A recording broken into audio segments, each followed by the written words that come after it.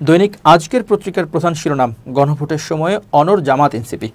প্রতিবেদনে বলা হয়, জুলাই সনদ বাস্তবায়নের উপায় নিয়ে দলগুলোর সঙ্গে আনুষ্ঠানিক আলোচনা করছে জাতীয় ঐক্যমত্য কমিশন। শনিবার পৃথক বৈঠকে জামাত ও এনসিপি জাতীয় নির্বাচনের আগে গণভোটের পক্ষে নিজেদের মত তুলে ধরেছে। তাদের দাবি, ভোটের দিন গণভোট হলে জুলাই সনদের বিষয়ে মানুষের আগ্রহ কমে যাবে। এদিকে কমিশনের সুপারিশ পেলে গণভোটের বিষয়ে সরকার নির্বাচন কমিশনের সঙ্গে আলোচনা করবে বলে জানিয়েছে। জনসাধারণের অংশগ্রহণের সুবিধার্থে 15 অক্টোবরের পরিবর্তে 17 অক্টোবর শুক্রবার জুলাই সনদের স্বাক্ষর অনুষ্ঠিত হবে। সূত্রে জানা গেছে, শনিবার দুপুরে জাতীয় সংসদে কমিশনের কার্যালয়ে জামাতের নায়েবে আমির সৈয়দ আবদুল্লাহ মোহাম্মদ তাহের ও সহকারী সেক্রেটারি জেনারেল হামিদুর রহমান আজাদের সঙ্গে ঘণ্টাব্যাপী বৈঠক করে কমিশন। আর বিকেলে এনসিপির আহ্বায়ক নাহিদ ইসলাম, যুগ্ম আহ্বায়ক জাবেদুর রাসিনের সঙ্গেও ঘণ্টাব্যাপী বৈঠক হয়। সেখানে দল দুটোর নেতারা ভোটের আগে গণভোট করার পক্ষে নিজ নিজ যুক্তি তুলে ধরেন। বলেন যে সংখ্যানুপাতিক প্রতিনিধিত্বের ভিত্তিতে উচ্চকক্ষ এবং তত্ত্বাবধায়ক সরকার ব্যবস্থা নিয়ে সংকট নিরসন ছাড়া সংস্কার অর্থহীন বলে জানিয়েছে এনসিপি।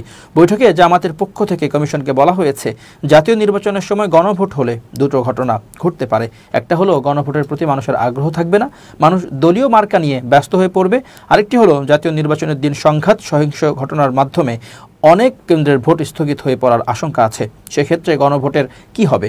একই সঙ্গে গণভোটের পক্ষে আরও যুক্তি তুলে ধরেন তারা। হামিদুর রহমান আজাদ আজকের পত্রিকাকে বলেন, আলোচনা তো গত বুধবারই শেষ হয়ে গেছে, তবে গণভোটের বিষয়ে আমাদের অবস্থান পরিবর্তন হয়নি, নতুন কোনো ভাবনা আমাদের নেই। জাতীয় নির্বাচনের আগে গণভোটের দাবি কমিশনকে পুনরায় এনসিপির পক্ষ থেকে জানানো হয় বলে সূত্রে জানা গেছে। গণভোট একটি প্রশ্নেই হতে পারে বলে মনে করেন তারা। সেখানে আপত্তির বিষয়টি রাখার পক্ষে নয় দলটি। তবে দলটির পক্ষ থেকে বলা হয়, আপত্তির বিষয়টি তুলে দিলে গণভোটের দিনক্ষণ নিয়ে তারা ছাড় দিতে রাজি। দলটি কমিশনকে বলছে, পিআর পদ্ধতিতে উচ্চকক্ষ এবং তত্ত্বাবধায়ক সরকার বিষয়ে সমাধান না হলে সংস্কার আয়োজন অর্থহীন।